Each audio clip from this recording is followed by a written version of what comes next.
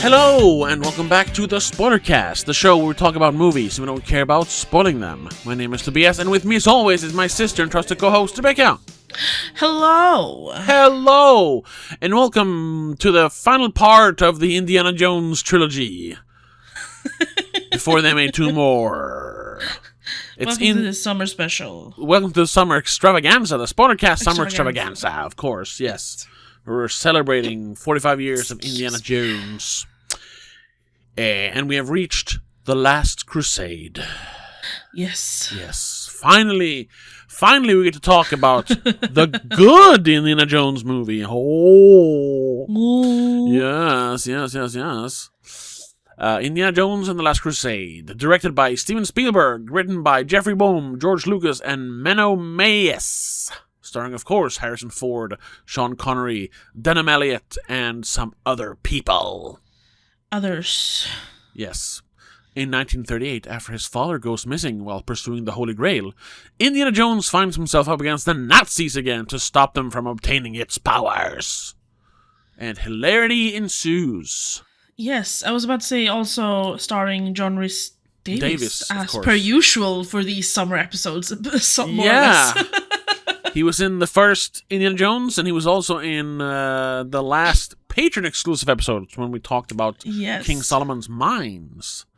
If you want to check that out, check out patreon.com/don'tmakeascene. But enough about that. Let's talk about Indiana Jones and the Last Crusade from 1989. Really good year. Really, really good year. It was the last Indiana Jones, hence why they called it the Last Crusade. And then they came back 19 years later. I was about to say, wasn't it like 2012 or something? 2008, they made Kingdom of the Crystal Skull. But we're not there yet. That's next week. No. Yes. Had you seen this before? See, I am unsure still. I thought I had. Uh-huh. Watching it is like, I recognize Jones Sr. Yeah. Well, he's James Bond, so maybe you recognize him from that. No, but like I recognize him in that character with the hat and the beard and the glasses. And I recognize the ending. Yeah. But the rest of the movie was like a completely new movie to me. Oh, so maybe I've just seen bits and pieces? Yeah, exactly. Maybe I've walked in on you watching the ending or something? I don't know. Maybe. So it was more or less like watching it for the first time. Yeah, and here we are. So let's hear it. Let's not dilly-dally. What did you think of The Last Crusade? I see what you mean with this one being the best Indiana Jones movie. Mm-hmm. So far, so to speak. Well, yeah. I mean, I haven't seen the latest one at all, so maybe I love that one. Who the fuck knows? Sure. I doubt it. There's always a chance. There's always a chance. No, I really enjoyed this one, actually. I thought it was a really fun opening with young Indy. Yeah. I loved that there wasn't much of a damsel in distress. It was a father in distress. Yeah. Not much of a romance in general at all. Elsa was a little bit, but she's sprinkled in throughout like 2-3 segments. Yeah. The entirety of the movie. And less than halfway through the movie, you find out she's actually, she's with the enemy. Yeah. Even if it's like, oh, but I didn't really have a choice. Yeah, you do. Kind of did, You kind of do. I do feel it's a little bit boring that it's the Nazis being the bad guys again. Sure. And that was... I'm not a fan of that. It's a bit dull. That was something they did because Temple of Doom got negative criticism for not being like the first one, because everyone loved the first one. So when they decided to make a third one, I was like, let's just go back to do what we know works. Let's do the Nazis. Let's do some Christian artifacts. Yeah, but you could have done Christian artifact in just any devious corporation or whatever. It didn't have to be Nazi. No, I agree. I'm just saying why they chose to use Nazis again. Yeah. No, I understand to a certain degree, but I don't agree with it. I thought they should have used something else. Sure. Other people can be evil too, and they don't have to be that kind of evil, Yeah. I think those were one of my, main things that I really liked about it. I don't think I had anything that I disliked except for the fact that it was Nazis. Overall, really fun experience. Yeah, Yeah. I agree. But this is not the first time you've seen it. You've seen it quite a few times. A few times, yes. So what do you think of it? I Especially now that it's been a while, maybe. Yes. I love it. Like I said, it's the best in the franchise. Even though I haven't seen the last one, I'm pretty sure I can say this is the best one. It has all the positive qualities of Raiders. Mm-hmm. But it also has the more fun, maybe not laugh out loud moments, but it has the more fun, lighthearted stuff of Temple of Doom. Yeah. And it also has an emotional core. Finally, I care about what's going on more than just, it's a fun adventure. There's a bit of a stake in this one. And it manages to balance all of that fucking perfectly. Also, they actually, for once, really globetrotting this. We go from New York to Vienna to somewhere in the mountains of Austria to Berlin, and then to Iskendron, which the Middle East somewhere. I know they shot it in Jordan because those are the ruins. The whatever it is, the Petra in Jordan. Yeah. So they actually do some globe-trotting in this. And they do it in an airship. Yeah. Partially. Which is your favorite thing in the world. Big part of it. They're in a goddamn airship, which is so cool. That is definitely part of it. I'm just like giddy as soon as they step onto the airship. The dirigible. There's multiple modes of travel. There's horseback, motorcycle with a sidecar. Jesus Christ, Cat. There's boats. Moats. There's zeppelins, there's airplanes, there's cars, there's tanks. Train. Yeah, in the opening, he's on the show. Yeah, it is a train. A train full of animals, wild animals. Yes. Yeah. It has everything. Almost everything, yeah. Yeah. They don't ski, but I don't care. No, that's the only thing. But that, I'm fine with that. Snow, but I don't care about snow. Yeah. I do like that it's always warm, tropical sand stuff. Yeah. It fits better. Though we got snow in Temple of Doom a little bit. When they jump out of the plane. Yeah. No, it's just the perfect package, the perfect adventure movie. This might be the greatest adventure movie ever made. I struggle to think of one that's better when it comes to treasure hunting adventure movie. I would want, because part of treasure hunting adventure to me is a little bit of romance. Sure. I would want a female. There is a little bit of romance. Men. Sure, but I'd want a good person to be the part of the romance, not one of the villains. Sure. But I do like it's a nice and fun. I was about to say contrast, because technically it is a contrast, but we don't have enough adventure movies in the books to be able to use that word, really. That it's 4 adult men running around in their own little pack trying to this is 2 of them are completely inept. One is the other one is the best, but he's also kind of clumsy sometimes. This is one for the boys. This is one for the boys. This is dudes rock fucking firing on all cylinders. It's so good, and I like it more every time I watch it. Even though they don't have to have this unnecessary nudity. No. Which for the men, I'm saying as in Inndiana Jones, Harrison Ford doesn't have to have a torn up shirt to show off his body. He has a little bit of open, but that's about it. He's not half naked for part of the movie, for Christ's sake. Yeah. No. Progressive. I like it.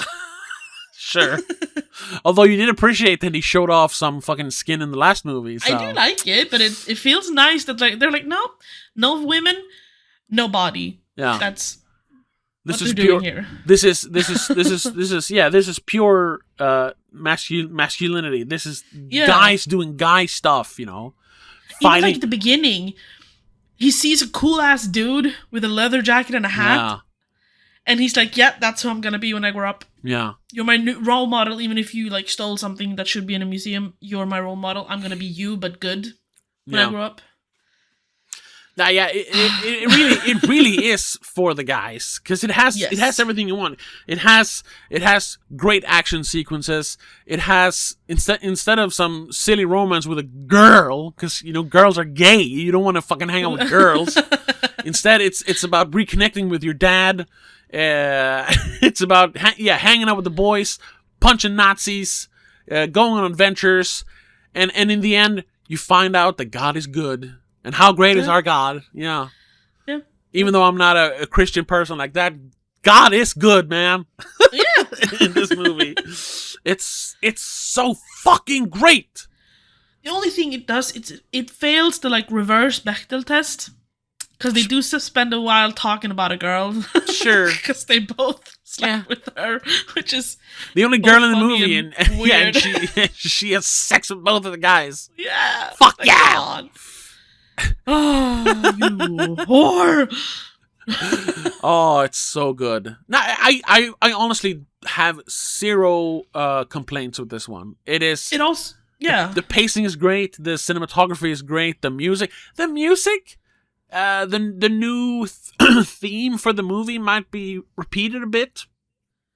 Much. Yeah. It works though. It doesn't bother me. No, it doesn't bother me. I'm just like it's used all over the movie, over and over again. Yeah. But I also love then the fact that they don't use the Indiana Jones leitmotif all over the movie, and they actually, except for a couple of in the beginning when he finds the whip for the first time and stuff like that, they don't really use it until the very end as they ride off into the sunset like a bunch of fucking cowboys. It's so badass. This movie's so cool. It even has one of my new favorite quotes ever. And it's the one who is it's Brody, I think, the guy who's very lost. Whimsical or yes. Yeah. I wrote it down. He when he's alone in whatever Middle Eastern country he ends up in. Yeah. With the map, he declines water. Says, water? No. The fishes that make love in it. You can't drink water. It's disgusting. Fishes make love in it. They pee and poop in it. Yeah. I love it. That's a great reason to not drink water. Yeah, or I'm gonna drink straight whiskey or something now. Yeah. You know? Also, guy's thing to say. Oh yeah, definitely. Water. No. We drink fire water here. Yes. In this establishment, we pour whiskey. Yeah. No, yeah, I have no complaints. Okay, episode done. Episode done. Yeah, it's a perfect adventure movie.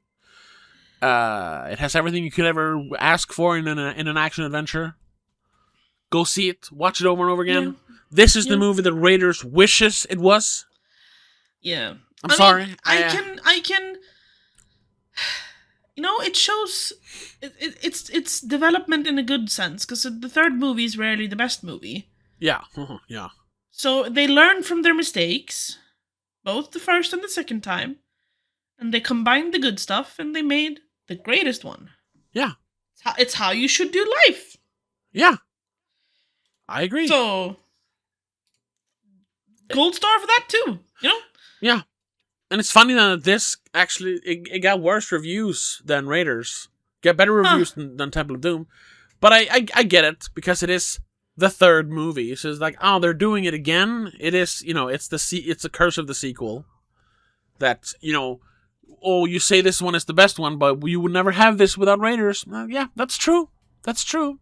Sure. But judging it on its own, it is leagues better than Raiders of the Lost Ark, in my opinion. No, I agree. And honestly, there's a couple of things in this entire movie that even alludes to the other two movies. Yeah. Him looking at the picture of the Ark when Elsa points it out. Yeah. Going yeah, I'm sure it is. I'm sure. Because he saw it. You see, I found. And yeah, and I think he says nice to see you again to Sala. Yeah. Yeah, they conveniently don't really mention Temple of Doom at all, which makes sense, because it took place 6 years before this, and there's not really any connections to it, and that's fine. Yeah, but no, and this movie could technically be almost a standalone if you wanted to. He just has to introduce himself to Sala instead, or just go honestly, they could have met before. Like, nice to see you again. Yeah, like in you know? Raiders, they Yeah. they knew each other True. before Raiders, so And he didn't have to point out the painting of the Ark. no. And this could have been a first movie, standalone movie, whatever. Yeah. Oh yeah. I mean, it has the origin story. It has young Indy, Yes. which is honestly maybe the best cold open of the movies as well. Oh yeah. I do really, really like the cold open of the first movie, though. It's very good. It is. It is very good. But it's very short. This one is longer.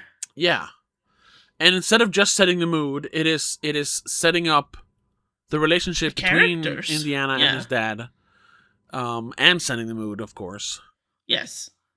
And for returning fans, giving us a little bit of member berries, or and not member berries, but oh my god, this is how he got the scar. This is why he's scared of snakes.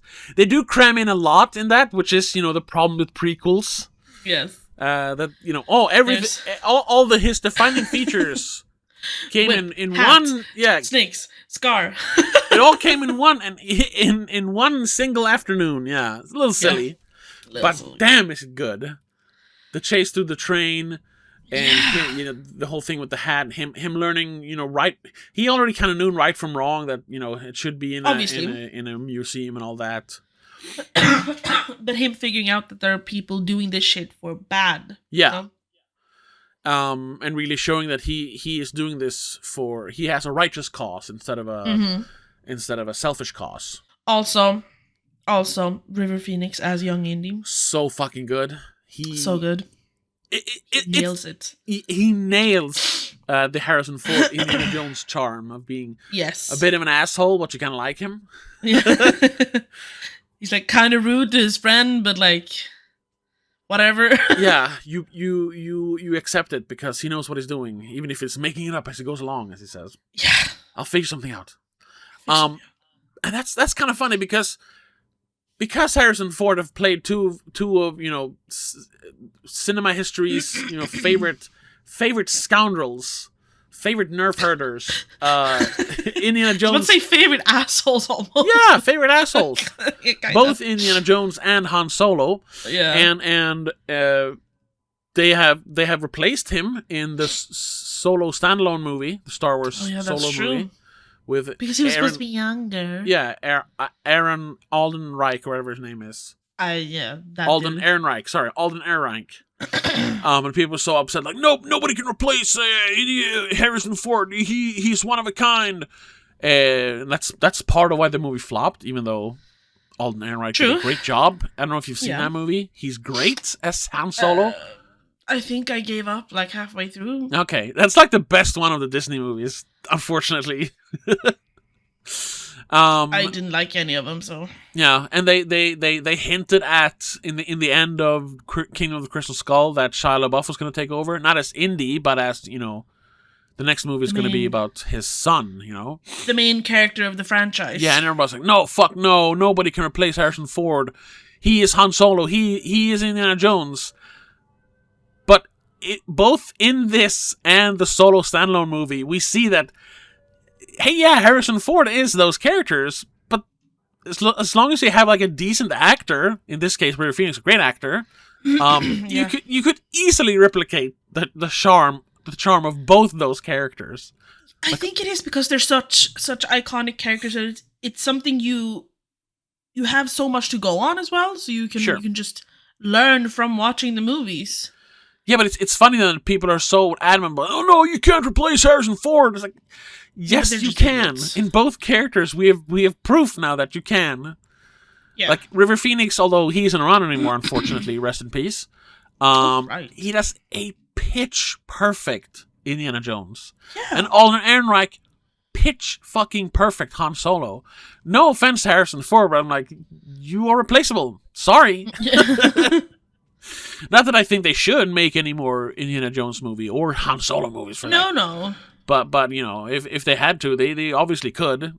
There is proof in these movies that you could replace him. Yeah. So that's funny. The fanboys they're just being fanboys. Like, well, we love Raiders, and it's the best. But no, it's not. It's just because you saw it first. Sorry, you're blinded by nostalgia. Sorry.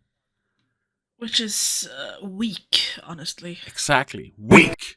Fanboys are weak, even though I am a bit of a fanboy for certain things. No, but thing is, you can be a fanboy, but as long as you can acknowledge that whatever you like might not be the all above all perfect whatever. Yeah, be all end all. Yeah. Yeah. Like, as long as you can acknowledge that some people might not agree, and it is possible that technically other things are better. Yeah. You can still be a diehard fan. Like, it's okay. You can be proud of loving fucking Raiders if you want to. Sure. But love an inferior as movie. long as you can acknowledge that it's not the greatest movie ever. Yeah. You can still say that I love it. It's not even the greatest Indiana Jones movie. No. That's just the truth. I was a little worried that maybe I got it wrong the last time I saw it, because it had been 7 years, like I mentioned in the last Patreon episode. Yeah. Patreon.com/domagazine. But just rewatching it now, it's just like, fuck, this movie is good. Like, yeah. all the time. I even started like singing along to the theme in the end. Like, ba ba ba. It's so fucking good. And it's such a perfect ending. I mean, they literally ride off into the sunset. Like, why did they have to make another one? Even if I don't think that Kingdom of Crystal Skull is as bad as people say, it is bad though. I just remember that because I was a Shia LaBeouf fan back in the days. Yeah, me too. I mean, I still am. So I like his old stuff. I don't know if I like him as a person anymore. Sure. He seems to have gone a little bit weird. Yeah. I haven't looked into it too much though, to be honest. But like, back in the days when he did like Disturbia and Transformers, the first movie, the movies with him in, I kind of like them. Anyway, so I remember liking the Crystal Skull for the fact that he was in it, sort of. Yeah. Yeah, I haven't seen it since, so who knows? I haven't seen it in decades at this point. Well, 1 decade, I suppose. Yeah. But I remember bought like the special edition. I got the Crystal Skull. I got the collector's edition for my birthday that year. Yeah. I watched it with my friends because we were Indiana Jones fans. I still thought I was an Indiana Jones fan. I mean, I am, but so we went and saw it, and I'm pretty sure we all agreed that it was pretty fucking good. Yeah. It is later when you grow up and you look back at it and you look at it with a critical eye and say, yeah, there's things in this that just doesn't work and it doesn't look as good. And yeah. So, but it's not as bad as people say. But we'll talk more about that in the next episode. Yes. We're getting ahead of ourselves here. Yes. Thing is, we have this issue when movies are so good, there's absolutely nothing to talk about. I don't know what else to say.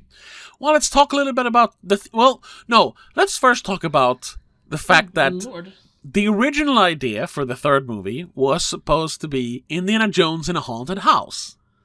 What? Oh yeah, they had so many. George Lucas had so many ideas because he basically used the Indiana Jones franchise to recreate his childhood favorites. So he wanted to do like a creature feature, like the Blob or them.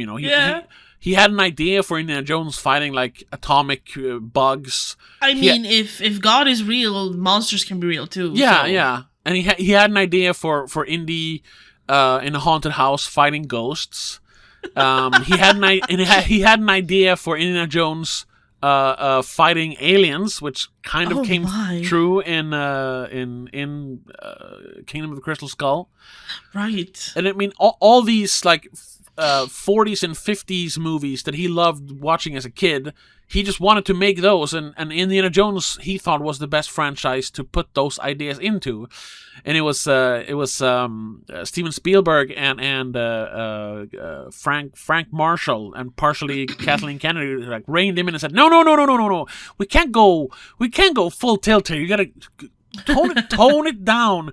Nobody's gonna buy Indiana Jones fighting, atomic ants. That's not gonna work. And it's like we can't have flying saucers like wreaking havoc over New York. And what is Indy gonna do against them? He's an archaeologist and a badass. It needs to come from like archaeology. Like if he, yes, I don't know, he's working on the pyramids or something, and it turns out that they are built by aliens, and the aliens are there to pick him up again or something.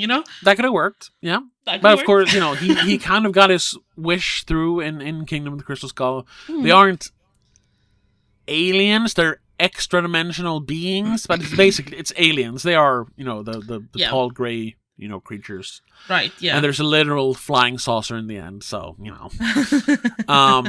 but also then in this, because he wasn't allowed to make Indiana Jones in the Haunted Castle, he at least put a spooky gothic castle in the middle of a thunderstorm in this movie. True. But instead of ghosts, they're Nazis. True. Which are even worse than ghosts. Sorry, I just read a trivia that justifies this being the best movie. Uh-huh. This is Steven Spielberg's personal favorite of the Indiana Jones movies. Oh, okay. According to the trivia on IMDb. Sure, yeah. It's funny, though, because a lot of people thought that it felt like he was phoning this one in a little bit when it came to the directing. Like, but I think that is because it's more or less a copy of the first one. See, I don't know if I agree with that. No, I don't agree either. I think this is firing on all cylinders, like I said, and it is a bit of a copy of the first one, but he's not phoning it in. He's pulling out all the stops.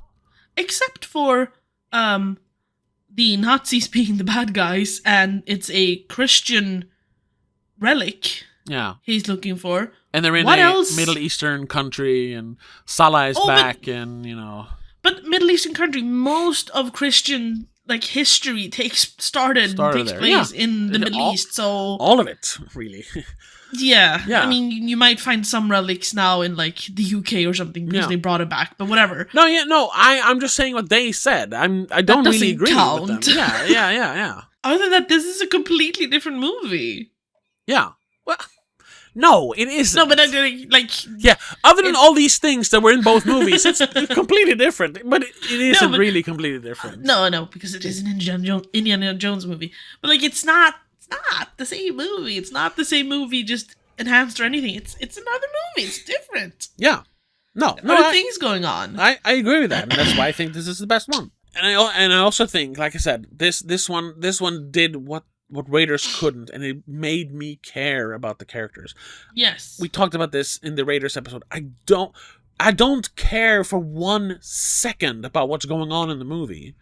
Other than the cool action, which we talked about that. I don't even like the action that much in that. Because it's slow, and they cut all the music for some reason. It's very weird. I don't care.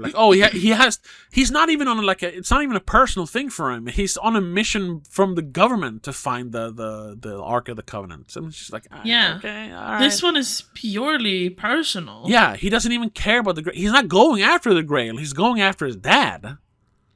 It's only in the very end that he needs the Grail to save his dad. That's what I love the most about this movie. Yeah. And the fact that the movie, not that it does it much more than Raiders, but you do have moments where their relationship is, it's obviously strained from the beginning. We see that in the beginning, and then there's when they're escaping on the bikes. There's the way Senior interacts with Junior tells him that he hasn't really cared about the fact that they haven't talked for 20 years. Yeah. And then there is the moment when they sit down on the airship and talk and actually talk it out for a little bit. And they're both kind of awkward. And he's like, "So, what do you want to talk about?" He's like, "Well, I don't know. Perfect. Let's go then."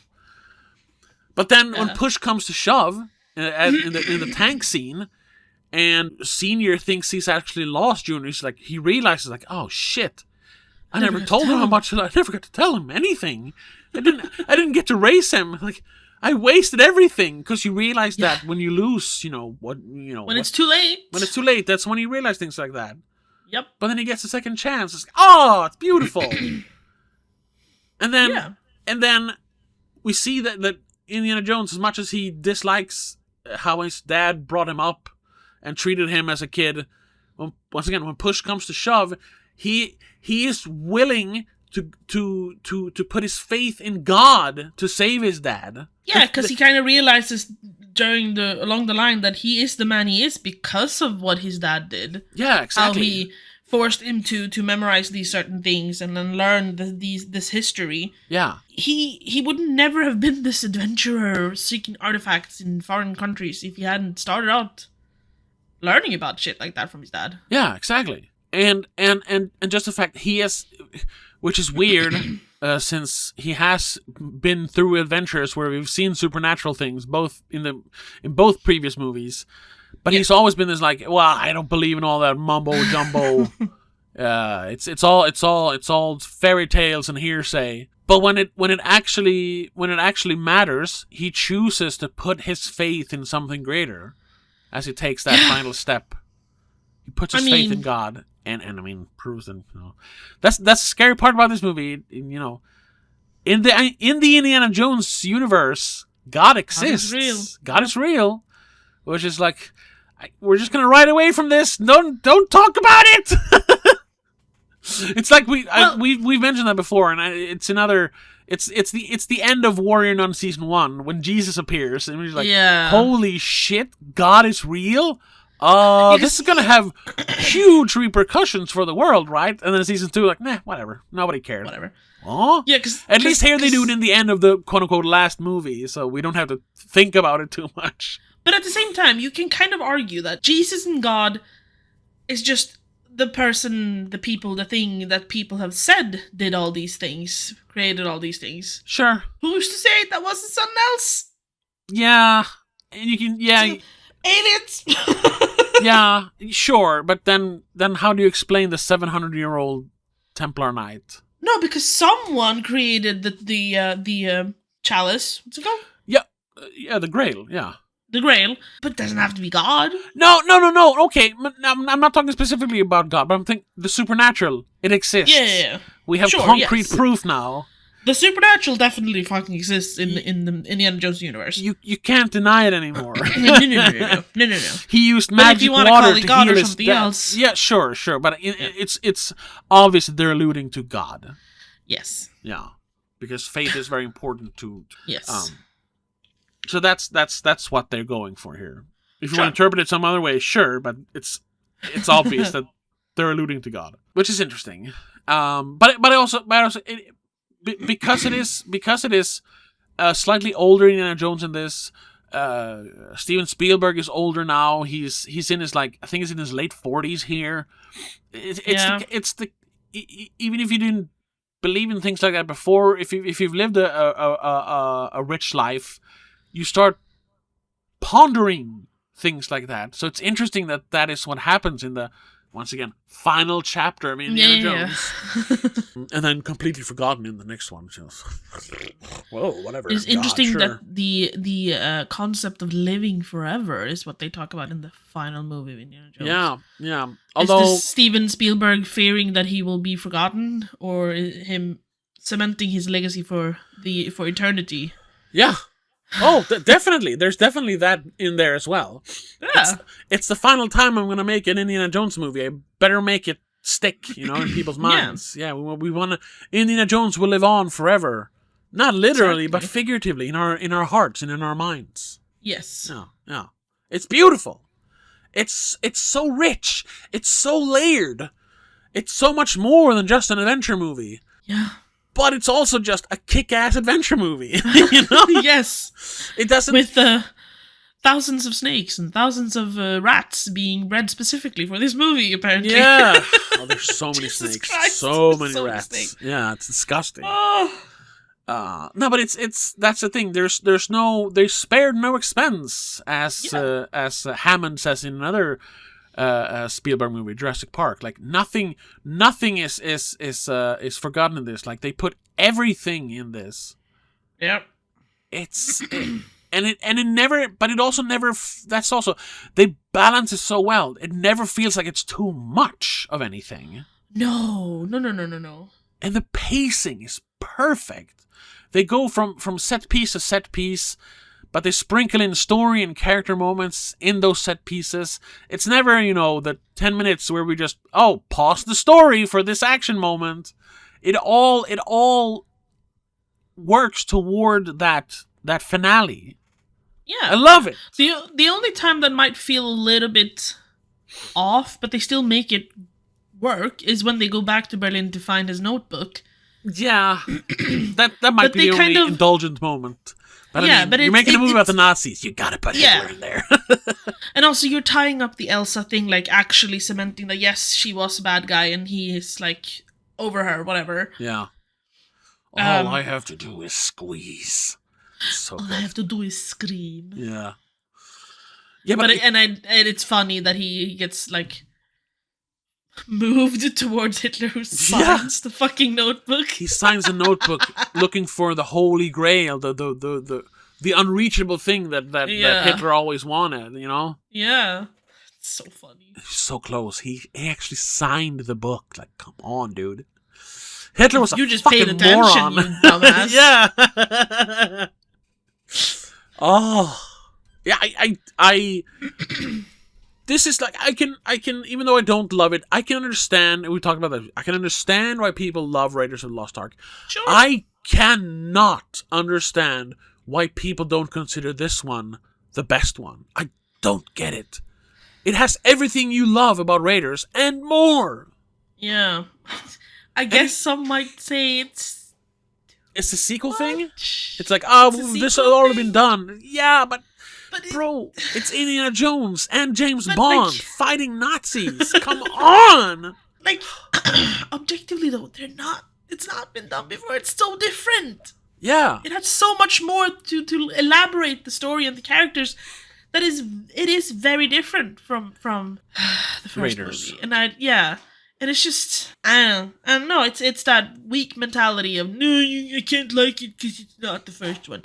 Yeah. I think that's it. I think that's the issue. Yeah. That is terribly it's sad for them. Yes, it's short-sighted. It's very, yeah. It's sad for them that they cannot appreciate it for what it is because of their short-mindedness. Or just admit that Raiders isn't the best one. Like, sure, it was the best one for 8 years, but then you got a better one. It's okay. It's okay to say, like, no, actually, Raiders isn't the best one. Last Crusade is better. Well, I don't know. Yeah. It's like because it's George Lucas, so it's adjacent to this with the Star Wars movies. Like, it's okay. Although I'm not saying they're good, but it's okay to say that the prequels aren't the worst movies anymore. Some people still say that they're the worst movies. Like, no, they're not. They're far from the worst. Have you seen the Disney movies? They're awful. The prequels are still bad, and they are the worst looking ones, definitely, because of Lucas's over-reliance on digital filmmaking before it had really worked out all the kinks. Yeah, I was about to say, that's just a product of its time, though. They didn't have the technology he wanted, basically. Yeah, they're ugly. Sorry, they are. Especially the first one. Oh, and the second one. Let me talk about that. We did that summer episode. You can check it out. Oh, yes. It's on the channel. It's on Spotify. It's everywhere you're listening or watching this. Long as fuck, but I think we take sufficient breaks where you can, like, 3.5 hours. If you want to. No, but it's like it's okay. It's okay to admit not that you're wrong, but that something else can be better than what you liked before. That's your taste is allowed to develop. Yeah, exactly. You're allowed to change your mind. You're allowed to find something better than what you used to think is your favorite. Yeah, it's like I don't know if you agree, but with the Fast and the Furious, like, the first one will always be the first one, of course, and it's the same with Raiders. It would always be the first one, which means it's special. Special, yes. But, brother, have you seen Tokyo Drift? Have you seen Furious 8? Like, come on! See, it's better! I think a bunch of the newer ones are technically better. Tokyo Drift is really good as well, but it has better character stuff. That's the thing that makes it better. Yes. And it has more sense of style because of Justin Lin. It was his first movie, so. Yes. The the racing in Tokyo is amazing. Wow. But I do not like the American in Tokyo. Really? Oh, I like him. I like him. The fucking Texan. He irks me a little bit. Wabaki? But like, yeah. Wabaki? I like him. I like him. He's so white. Lucas Black. Forever. Yes.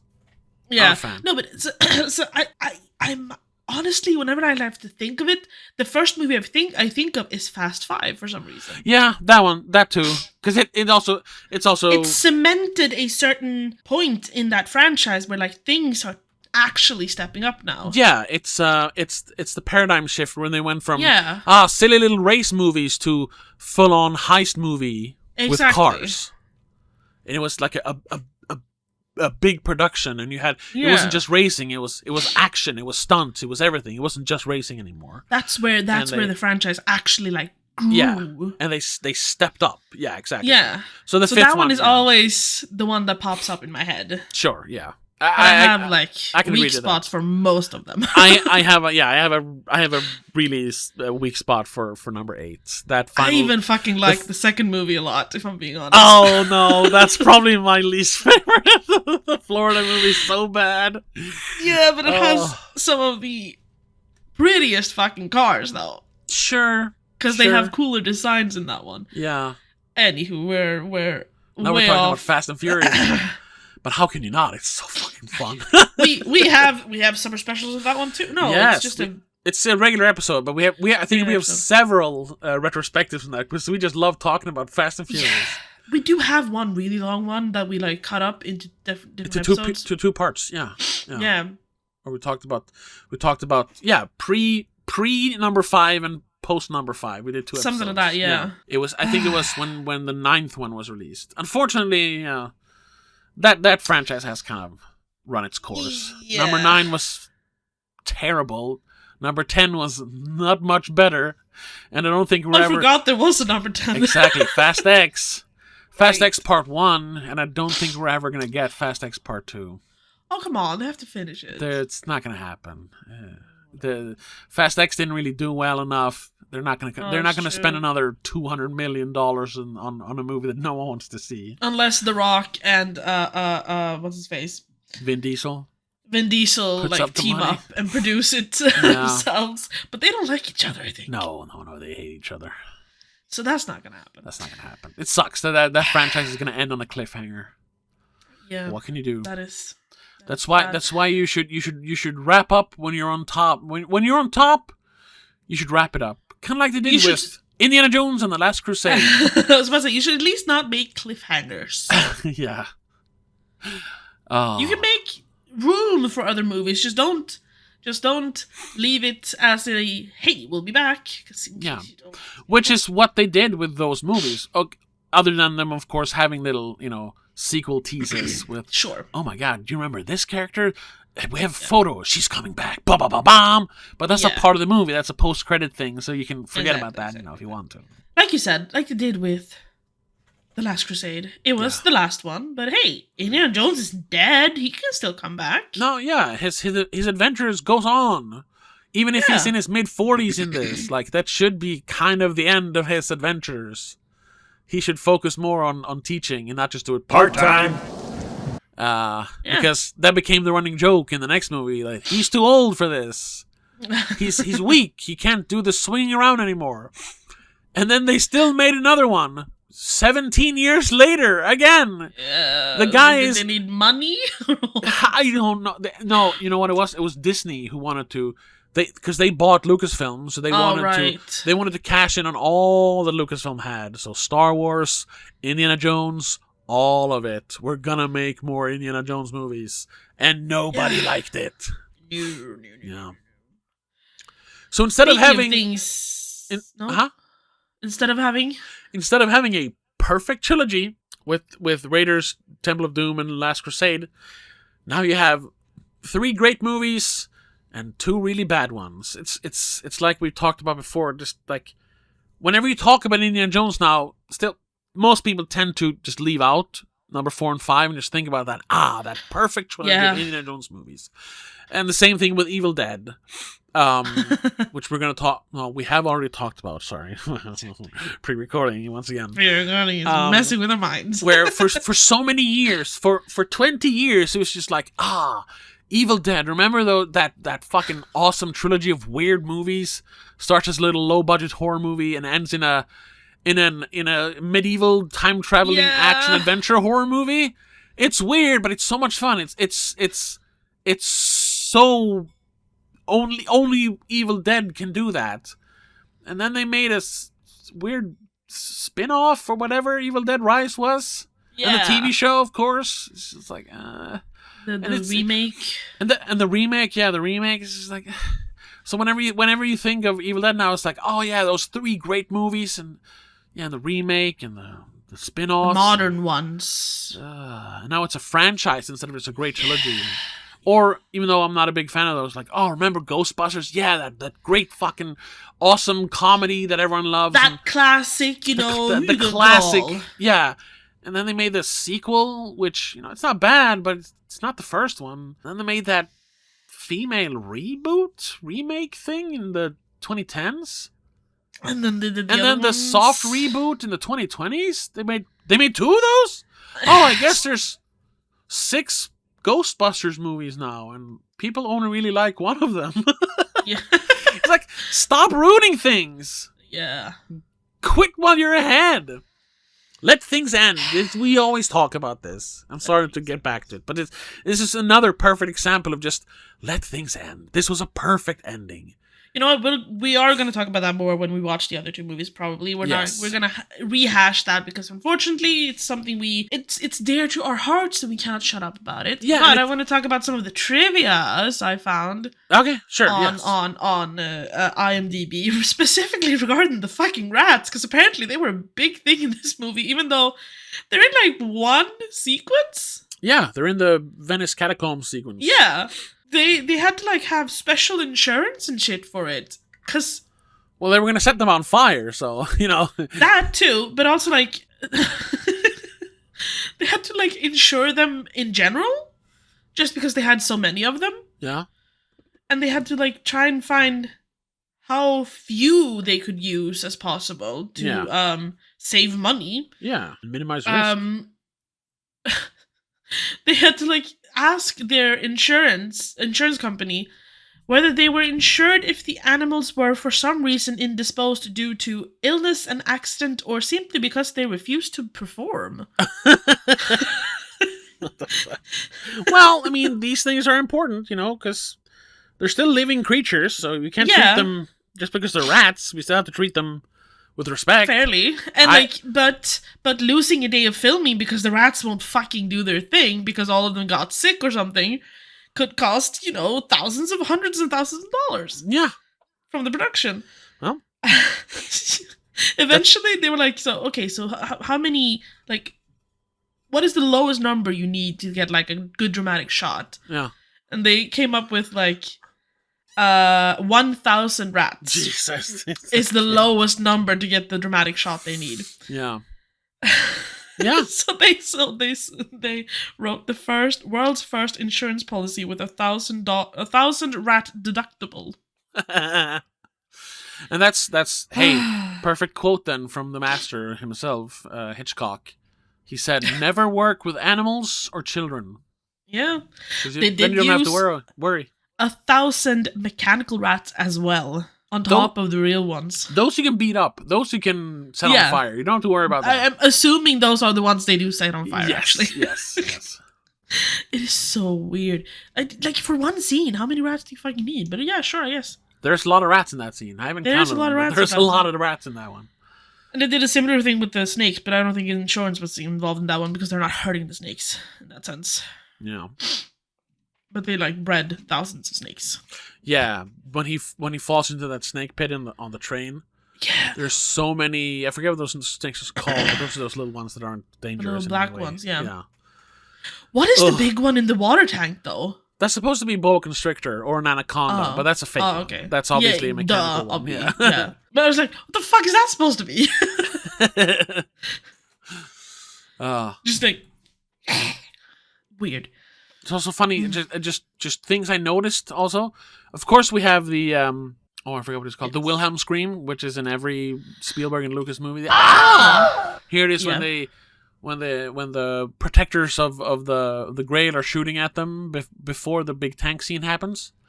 But this one also has, and I noticed this because I recently just got the feeling, and I rewatched Jurassic Park 2, The Lost World.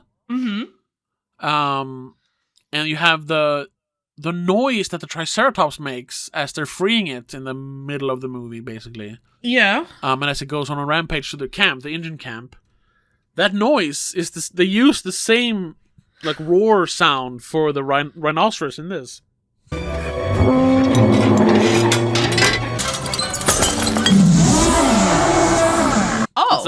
I didn't realize. Yeah, no. You wouldn't really recognize because it's in The Lost World. That's the only other movie I've heard it in. I watched it not too many months ago, though. Yeah. I watched the first 3 of them. And there was some other thing. I forget. It was something else, but I don't remember. Well, apparently, most of the uniforms worn by the Nazis in the Berlin book burning scene were authentic World War II uniforms. Yeah, that was another thing, because usually when you depict Nazis, unless it's some sort of historical drama or something like a really serious movie, they use real Nazi swastikas where they've taken the symbol and turned it to half turn. Yeah. Because the regular sun god symbol is straight lines everywhere. Yes. And the Nazi symbol is just turned, so it's on an angle. But it was backwards as well, but maybe I'm No, it's the same. It's the same, yeah. And in the big book burning scene in Berlin, you see both versions of the swastika. I was just like, that's okay. So they have the fake swastika, but lots of real swastikas as well. Okay. Yeah, a cache of old uniforms were found in Germany and obtained by costume designer Anthony Powell to be used in the movie. Jesus. They just found it and he went, mine. Yeah. Oh, I need that. Speaking of, you mentioned his name there. What was his name? Anthony Powell. Yeah, he also worked with another one of our costume designing favorites, Inidana Jones. Ooh. Not that there's a lot of cool dresses and costumes in this, but that makes sense that they would have authentic Nazi uniforms. Because done some pretty cool stuff, to be honest. So. Yeah, but Inidana Jones specifically we have mentioned several times because she is very good at what she does. She's very good at making mundane things feel real. Mm-hmm. She doesn't always do big extravagant things. She makes regular clothes the feels lived in and real. So big ups for that as well. Yeah, I need to look it up. Once again, this is everyone involved doing their absolute fucking damnedest to make a great fucking movie. Yeah. The writers, the cinematographer, John Williams, the composer, the actors, everyone is it's just 100% passion in this one. So yes. It's weird to say people feeling he was kind of phoning it in this one. It's no, he wasn't. It's so weird. Even the fucking King of Jordan was involved in making this movie because he wanted things to be authentic. They got to borrow his horses for the Riding into the Sunset. Yeah. Yeah. They were invited by him and his queen to see the temple and shit beforehand. Yeah. People were invested. Yeah, just that they got to film Petra, which is such a cool artifact you can call it. Well, at Petra, there's nothing inside. Not inside of. Obviously, that's a set. Yeah, because there is nothing inside, really. No, I think. It's really just a wall, and there's a cave in there. There's nothing inside. But that's also using real just the set design overall and having that majestic vista of the temples at Petra. It's awesome. It's better than just some random island with a bunch of rocks in the end of Raiders. Yeah, it's that's obviously set because they just built a bunch of rocks around so you don't see what's behind them. Yeah. And a very convenient little stage for the arc. Yeah, this shooting at Petra, it lends a sense of awe and grandeur to the whole thing, which the end really deserves. Authenticity. Authenticity. Authenticity. Yeah. No, yeah, it's just everything is fucking perfect. Perfect with this movie. I love it so much. Is the place Alexandretta a place though? I know of Alexandria. Alexandria, yeah. I don't know. I don't know Middle Eastern geography, so I don't know if Alexandria is made up, and I don't know if Iskendron is a real city that is now built, or it's a real city and they made up a city it was built upon. I don't know. Iskendron sounds kind of Turkish. Yeah. Because I think of Iskender, which is a Turkish word for bread or cut bread or something. I don't remember. Seems to have been a real place, Alexandretta, and Iskendron seems to also be a real place. All right, cool. Is a municipality and district of the Hatay province in Turkey. Oh, it is. Oh, yeah. Okay, Iskendron. Yeah, makes sense. And historically was known as Alexandretta. Oh, okay, cool. Little cool. Alexandria. Ah, makes sense. Yeah. Yes. Attention to detail. Yeah. Which I like. I love it. I love it so much. And there's no unnecessary stuff in this. You can't really cut anything out of this. No. Like, you could remove this, like you can with a lot of Raiders. Like, all of this needs to be there. I guess you could cut some of the action instead of them, having to escape out of the airship and going on their little dogfight. The airship could have just landed where they were supposed to land. Yeah. But they didn't know, though. They do mention, I don't know where we're going. We're just going the first plane out of here. Yeah. But then, instead of it just being an action scene, we do get some bonding moments. Yeah. Especially when they're out of bullets and they're on the beach and the plane is coming, and Senior uses his wits and uses the birds to attack the plane. Yeah. And that's a moment, because when he walks, he says, "I suddenly remembered my Charlemagne. Let the whatever it is. Let my armies be the sun and the water and the birds Something in the like sky." that, yeah. Something. I suddenly remembered my Charlemagne. Let my armies be the rocks and the trees and the birds in the sky. and Indy just looks at him and like, huh. He realizes that he's just not an old foddy-doddy that sits and reads about God. He has resources, even if he's awkward in the field, so to speak. Yeah, he's not a handyman in that sense. No, he's not yeah. hands-on, dude. Yeah. And that is building the relationship. They're slowly warming up to each other. Yes. And you don't have an annoying female running around screaming like Yeah. Exaggerated, but yes. I do kind of like the damsel in distress, but it is, like I said in the beginning of this episode, it is refreshing to see something different. Yeah. To have an old man be the one in distress. Yeah. And once again, very tough out. Yeah. And once again, this whatever that is in English, turning from a regular action adventure movie into a Dudes Rock for the boys movies. Yeah, it's perfect. We're about an hour now, so I think we can start and we're starting off. to repeat ourselves. So, but I kind of want to read some of the reviews since that's where a lot of this consensus that this one isn't as good as Raiders comes from. The reviews, of course. You're thinking of the official, the Metascore, which is 65, still very good, or still good, but not as high as 82 or whatever it is for Raiders. I want to point out that on Letterboxd it's 4.1, which is just 0.1 under Raiders. Yeah, so I mean, most people are. Oh yeah, well, I saw a lot of people are realizing. Yes, of course. But it still has some good reviews. So the San Francisco Chronicle gave it a perfect 10 out of 10. There we go. You want to read the whole thing or just? No, I'll just read the little blurbs. Yeah. I don't think there's a lot of actual working links anymore. It's a beautiful machine, thought out and revved up to the last detail, with no other purpose but to delight, and it delights. See. Yes. Variety gave it a 9 out of 10, saying the Harrison Ford, Sean Connery father and son team gives Last Crusade an unexpected emotional depth, reminding us that real film magic is not in special effects. Exactly. Because you can have all the greatest special effects in the world, but if you don't care about what's going on, then it's just eye candy. Yeah. Which is another quote from George Lucas. Special effects are just a tool, a means of telling a story. people have a tendency to confuse them as an end to themselves. A special effect without a story is a pretty boring thing. You know, which is funny because he relied too heavily on special effects in his movies, but you know, he forgot his own lesson. Yes. And then USA Today gave it an 88. Chicago Tribune, we can read that. No, it's Dave Kerr. It wasn't Roger Ebert. Chicago Sun, though, 88.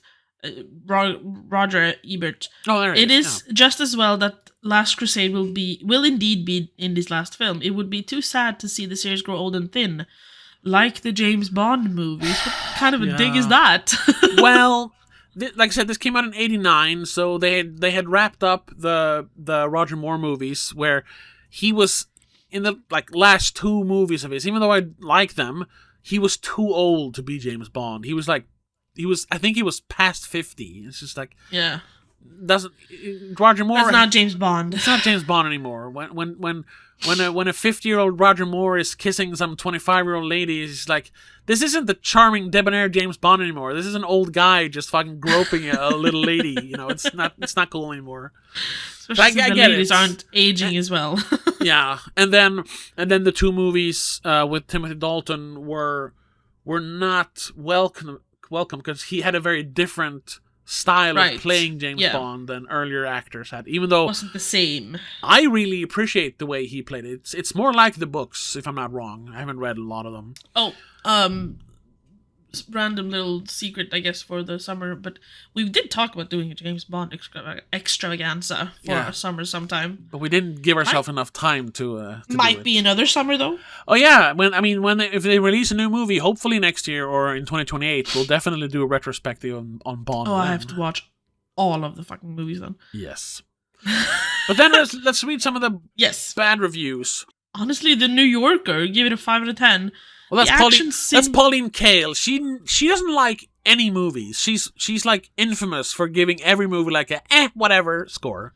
No, but I'm not sure what she's meaning, but what she means by this though, because she says the action simply doesn't have the accelerating, leaping precision that Spielberg gave us in the past. The joyous sureness is missing. Yeah, that's the thing. I don't understand. What do you mean? She is, yeah, and that's what I'm not sure about, because that is comparing the action scenes in this to the action scenes in Raiders. And you know, we read those reviews of someone calling like the truck chase in the towards the end of Raiders being like the pinnacle of action sequences. It's like, what are you talking about? It's a good action scene, but I think the tank chase is better in this, with all the moving parts and all the characters, all the character moments of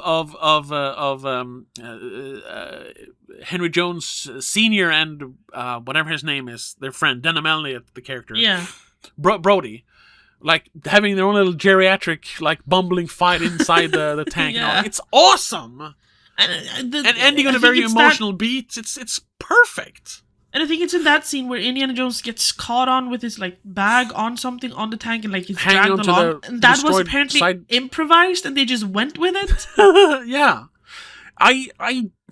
It's a naturally occurring scene, so it is really organic and real in that sense. Yeah, I don't see. I don't understand how they can't appreciate it.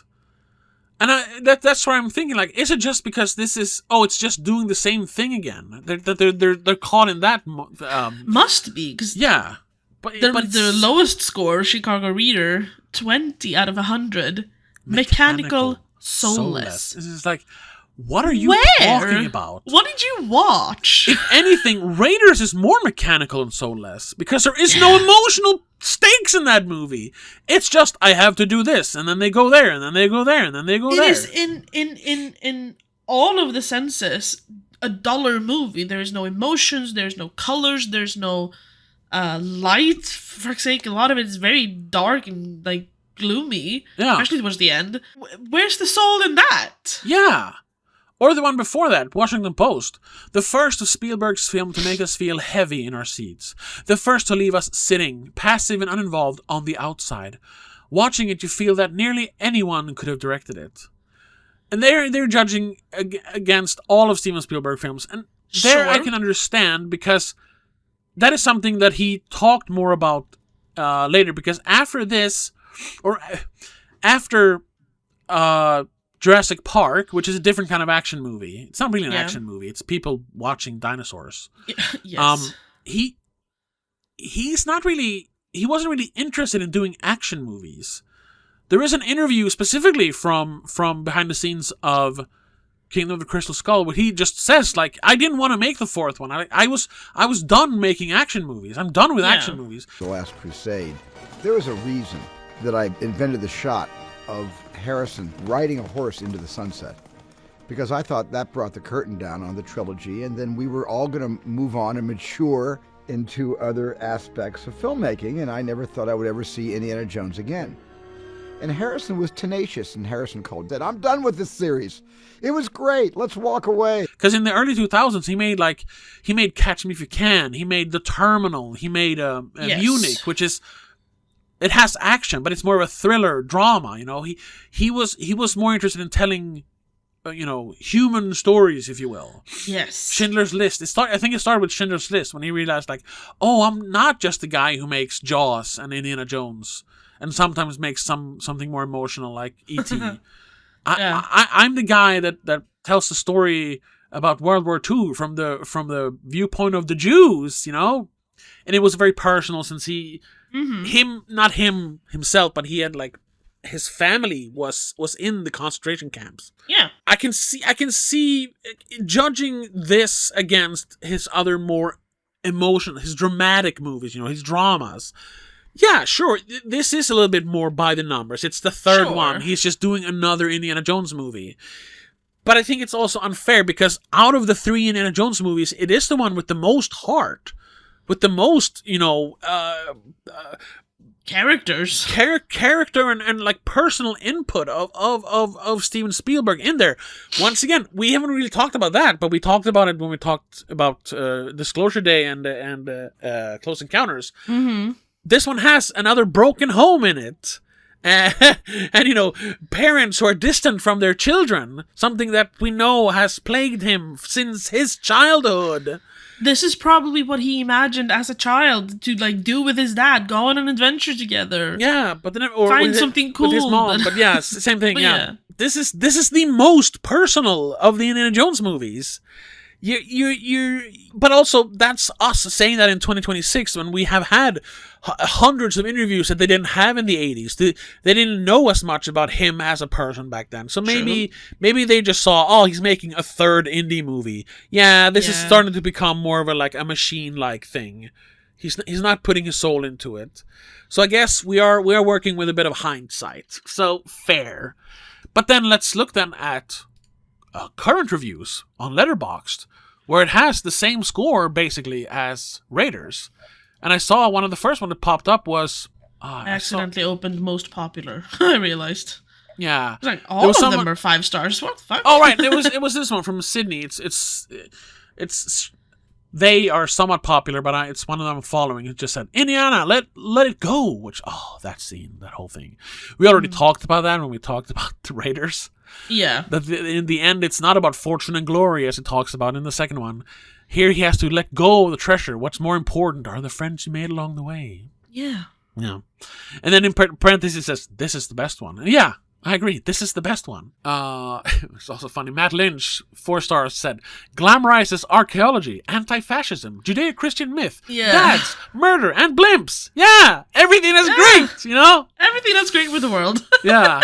Or here, popular reviews. Maria, 4 stars. Han Solo and James Bond said, fuck them Nazis. Yeah. That alone, they got Sean fucking Connery to be in the movie. Talk about iconic actor. The guy was in Zardos. Yeah. Here's I haven't read it, but it starts, well, I'll just read it. Maybe I won't agree with everything. 4 stars from Samplery. X never ever marks the spot. Which they do contradict that as a funny thing, but they do that too early because it's almost like in the next scene they contradict that. More or less. That should have been the end. X does mark the spot. But whatever. He writes, or they write. I don't know. This is refreshingly similar to the first one. After an interesting sidestep with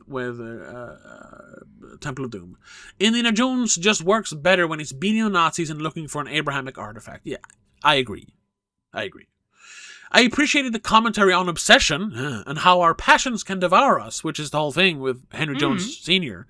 He's obsessed over the Grail his entire life, to the point where he was working with the Nazis, not really working with them, but, unknowingly almost. Yeah, and in the end, it's Indiana Jones's obsession with finding and putting important artifacts in the right place, because that's the whole thing. Even when he was a kid, he would, risk his life to get that cross, because it belongs in a museum.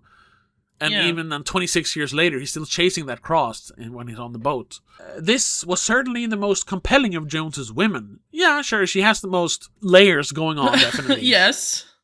Even if the crisscross is obvious from the jump. Well, when I was a kid, I did not see her being a Nazi. I didn't see it this time either, if I'm being honest. Yeah. That fucking confused me. Her and Jones Sr.'s actions in the concluding moments make this my favorite resolution in the franchise. Yes. I'd really forgotten how cartoonish and theatrical all of the fight scenes are in these movies. Spielberg can make things feel so playful without becoming unserious. It's truly one of the most unique aspects of his genius. Yes, exactly. When it has to be, it's playful, it's entertaining, it's lighthearted. But when it needs to be, it's very dramatic. I mean, I didn't cry, but I was choking up in the end. Yeah. That's awesome. It's awesome. Yeah, we don't have to read anymore. No. It's so good. The modern reviews, the latest ones, are all almost 4+. Yeah.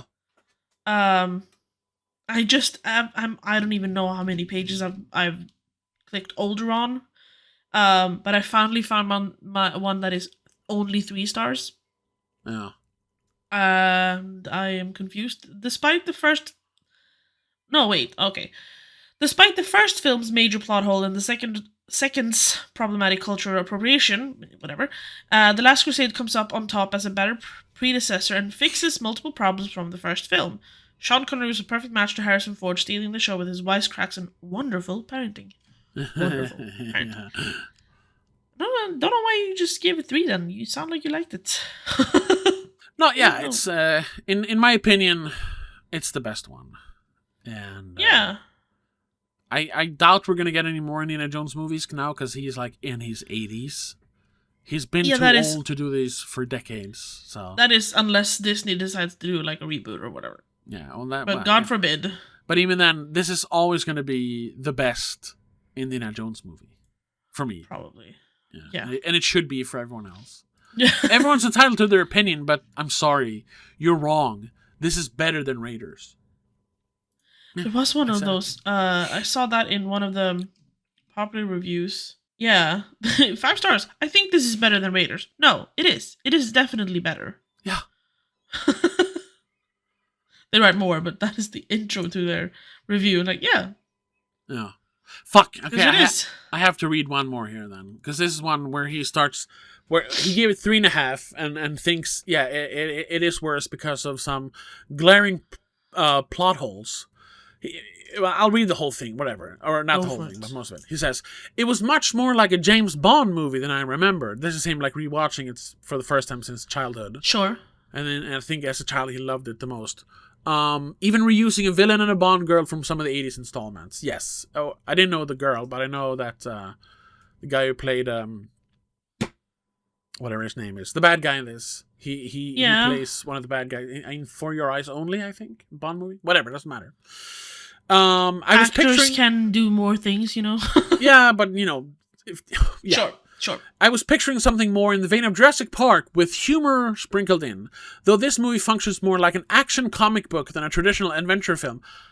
How is this? This is the most traditional adventure film. It's globetrotting.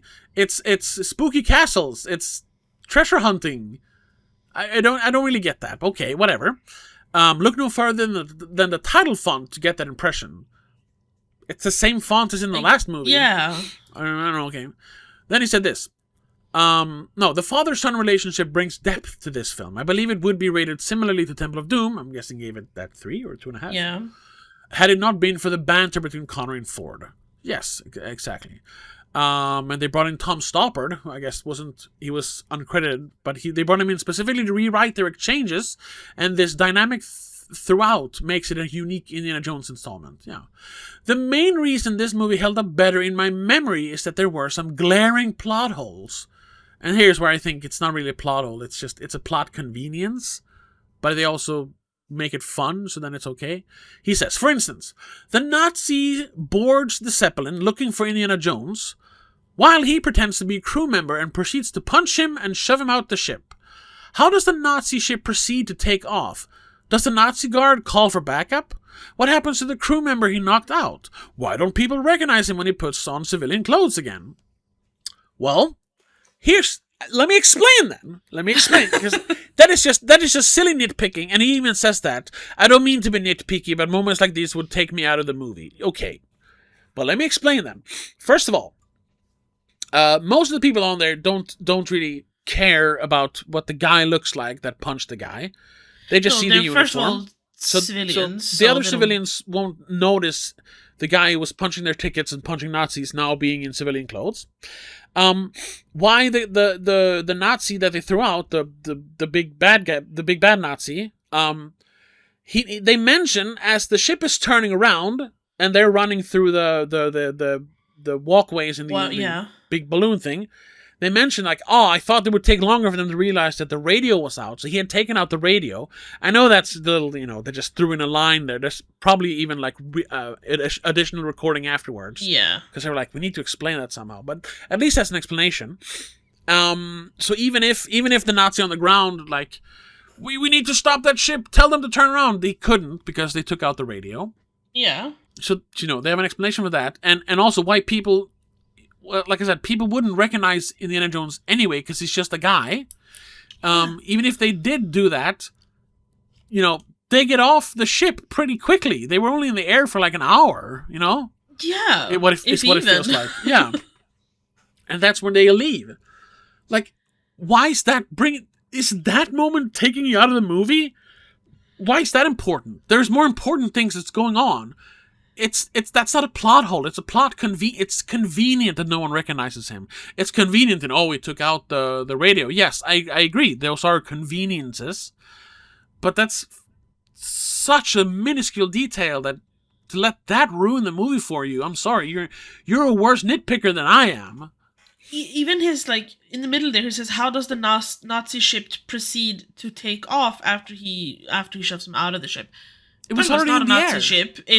Barely. It is a Nazi ship. No, I mean, everything in Germany was a Nazi. Exactly. It's a civilian. You travel with it. It's not army only. Yeah, but you do see when the Nazi gets up because he survives falling out of the ship. And he's like, you see the ship, it's leaving. It's already leaving. Yeah, exactly. So it is already leaving. And since the radio's taken out, unless someone is looking down at the ground, they're not going to see them go, wait. They're going to leave. Yeah, and the pilot will not see that. No, he's looking forward, Yeah. I don't think they had rear view mirrors like that. No. And that's why they turn around later when they realize, oh shit, we don't have a radio. Something's going on here, so we're going back. Something's wrong. So that's fine. Why did they not find the crew member what happens to the crew member he knocked out? He hid him in a fucking closet or something. Yeah, exactly. Have you played Hitman? You can just hide people. Have you seen any fucking spy movie ever? Yeah. You hide people. You put them in the freezer or a closet or a toilet or something. Or throw him out of another window. The movie can't hinge on whether or not they properly hide the body of the ticket guy. Come on! He's not even a ticket guy. He's a fucking waiter. Yeah, I guess. Harrison Ford just goes, he didn't have a ticket. And everyone, tickets. They don't look at his face. They just look, I need to show my ticket or I'll get thrown out of the window. They look at the uniform. Yeah. They don't care what he looks like. Bad nitpick. Sorry, bad guy. Nitpicks, yes. I know I nitpick sometimes, but that's a bad nitpick, I'm going to say. But I think we're going to wrap it up there. Yes. Yeah, good episode. 120. That's good. It's good summer entertainment for all you people out there. So, yeah. And hey, ultimately, all we're saying is go watch this movie again. Yeah, go watch it. In a while. If you're one of those people who still believe that Raiders is the best one, give this one another shot. You're going to enjoy it. Yeah. And if you have a heart, you'll know that this is the best one. Because you'll get pulled along in the emotions in the end. Yeah. If you have a dad, or if you lost your dad, you'll feel great things about it. Yeah. You know? That's it. It's yeah. It's perfect. So, quickly, what would you score this on Letterboxd? Oh, this is it is a 5 out of 5. I have nothing to complain about. Yeah. It is one of those like I give it 5 out of 5 because I have nothing to complain about, not because it is a perfect movie. Sure. Those and then kinds of vibes. I would say the same thing, but then for me that I rate those 4.5. You deduct, yeah. You deduct it's for not a majestic actual epic perfection. movie that changed my life. So yeah, it's only 4.5 out of 5. Yeah. No, yeah. It's fucking amazing. Yeah. But that's it. Thank you so much for watching. Thank you so much for listening. Wherever you're getting this. YouTube, Apple Podcast, Spotify, wherever. Star, follow, anything you can do on any platform. All of those things. And stuff. Our companion piece to this, we briefly mentioned it in the last Patreon episode, but we're mentioning it here as well. It's we're trying to pick movies that are close in time to the Indiana Jones movies. We are doing a little bit of a jump here from 89 to 96. There were other movies we could have picked, but I really wanted to squeeze in The Phantom in our Indiana Jones ripoffs, because that is a childhood favorite of mine that I haven't seen since I was a child. So I'm not sure I've seen it at all. No, it came out in 96, and we had it on video, but I don't think it was not a movie that I watched a lot. I just watched it here and there. But I'm looking forward to watching that again. Let's see if that one holds up, you know? So if you want to, that one. Ooh. Yeah, with Billy Zane and Treat Williams as Xander Drax. Right. Yeah. And Catherine Zeta-Jones, I think. Oh yeah, it is. Yeah. And James Remar as the second bad guy. Yeah. It's great. Anyway, so if you want to, that's on Patreon. Yeah. So if you want to hear us talk about The Phantom, check us out on patreon.com/don'tmakeascene. Otherwise, if you just want to, watch the free episodes, that's great. Thank you for supporting us. Go ahead and subscribe, like Becca said. And we'll be back then, in that case, next week with Indiana Jones and the Kingdom of the Crystal Skull. We have to. Yes. We wish there were only 3, but unfortunately there are 5. But that's for next week. And until then, have a good one. Bye. Bye. The spoilerCast is part of Please Don't Make a Scene. It is hosted by Tobias Vedén and Rebecca Vedén. Produced and directed by Tobias Vedén. Executive producer is Annika Vedén. I also want to give a shout out to our patrons over on patreon.com/don'tmakeascene. Matej Vicky, Spencer Gravely, Jacob, CK85, Christopher Belén, Daniel Del Gaiso, Mom and Mac, Mom, Dad, and Laura Kinney.